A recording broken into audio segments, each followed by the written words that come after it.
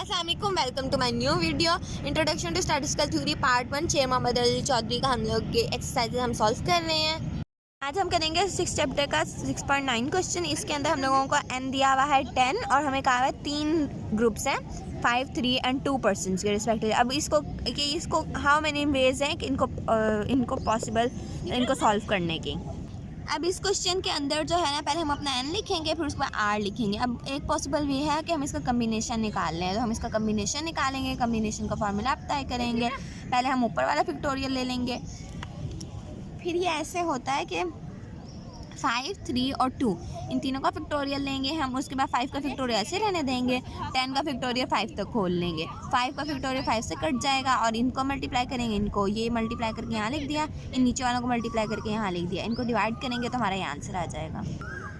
अब हम करेंगे 6.10 क्वेश्चन। इसका बी पार्ट सॉल्व करेंगे। अब 4 एलिमेंट्स हैं और हम लोगों ने ना हमने उनका सैम्पल स्पेस बनाना है 2 की पावर 4 का।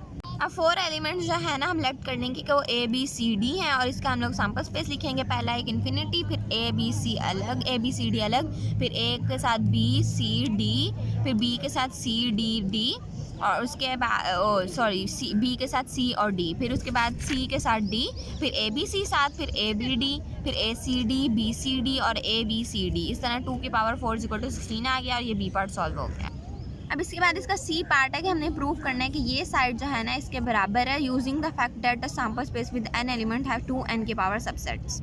हम लोगों को पहले जो लाइन दी हुई थी हमने वो लिख लिया। अब इसके अंदर ना एक फार्मूला अप्लाई किया है, n की पावर 0, n की पावर 1, n की पावर नहीं, n को 0 के साथ और p लिखा है यहाँ पे, q लिखा है। ये हम लोगों का बाइनोमियल थ्योरम है, उसके तरीके से हम लोग इसको अप्लाई कर रहे हैं। ठीक है, हमने एक साइड लिख ली, फिर राइट हैंड साइड लिखेंगे q + p की पावर n और इसी तरह ये सारा लिख लेंगे n तक। ठीक है, उसके बाद हम इसको माइनस करेंगे, n - 0 n आ गया। ठीक है, n - 1 जो है वो n - 1 ही आ गया, n - 2 जो है यही आ गया और n - n0 आ गया। इस तरह से ये जितना बचा हम लोगों ने वो लिख लिया, क्योंकि 1 को 1 से मल्टीप्लाई करेंगे तो 1 ही आएगा और फिर 1 को इससे मल्टीप्लाई करेंगे तो n/0 ही आएगा। इस तरह हमारा सिर्फ ये बच गया और हम लोगों ने प्रूव कर लिया कि left hand side right hand side के बराबर है। अब है 6.12 का ए पार्ट। इस क्वेश्चन के अंदर है कि एक इन्वेस्टमेंट कंसीलर है, क्लेम करता है कि प्रोबेबिलिटी PA जो है वो 0.660 है। ठीक है, रिमेन चेन 0.38 है और गो डाउन 0.25 है। अब हमने बताना है कि हमारी वो स्टेटमेंट ठीक है कि नहीं। तो हम लोगों की प्रोबेबिलिटी हमेशा 1 से जो है ना वो कम ही होती है। ठीक है, या 1 होती है। टोटल प्रोबेबिलिटी 1 होती है या 1 से कम होती है और नेगेटिव भी नहीं जाती। तो हम इन तीनों को ऐड करेंगे तो ये ऐड होकर ज़्यादा हो रहा है, तो ये विच इज़ ग्रेटर देन 1, तो ये गलत स्टेटमेंट है। तो अब बी पार्ट है कि अगर 2 कॉइन को टॉस किया जाता है तो 3 पॉसिबल आउटकम्स हैं। 2 हेड आए, 1 हेड आए, 1 टेल आए और उसके बाद 2 टेल आए। अब बताने कि आउटकम्स की प्रोबेबिलिटी क्या 1/3 है।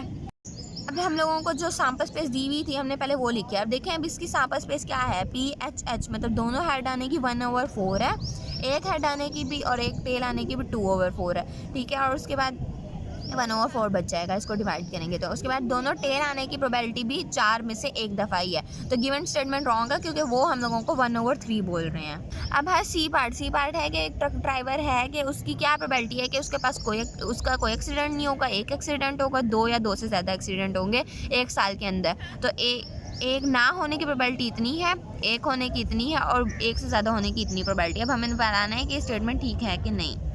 इसके अंदर भी हम अपनी प्रोबेबिलिटी निकालेंगे टोटल। तो टोटल प्रोबेबिलिटी जो है हम लोगों ने की तो हमारी 1 से एक्सीड कर रही है, तो ये स्टेटमेंट भी रॉन्ग है।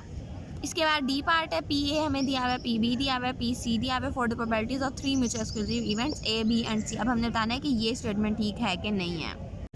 अब हम लोग PA लिखेंगे, PB और PC लिखेंगे। पहले हम लोग PB को बराबर करेंगे 1/6 के, मतलब PC के। ठीक है, PB को PC के बराबर किया और उसके बाद फिर हम लोगों की जो यहाँ वैल्यू थी PB की उसको वहाँ ले गए। वहाँ जाके वो मतलब उल्टी हो गई है, 3 ऊपर चला गया, 2 नीचे आ गया। उसके बाद इसको सॉल्व किया, इसका एलसीएम लेकर सॉल्व किया तो हमारा PB 1/4 आ गया। ठीक है, और उसके बाद PC हमारा जो है ना PB फिर बराबर है 1/6 के, मतलब एक दफ़ा इस वाली वैल्यू को हम लोगों ने 1/6 के बराबर पुट किया और एक बार इसको। ठीक है, और बीच में PC लिख दिया।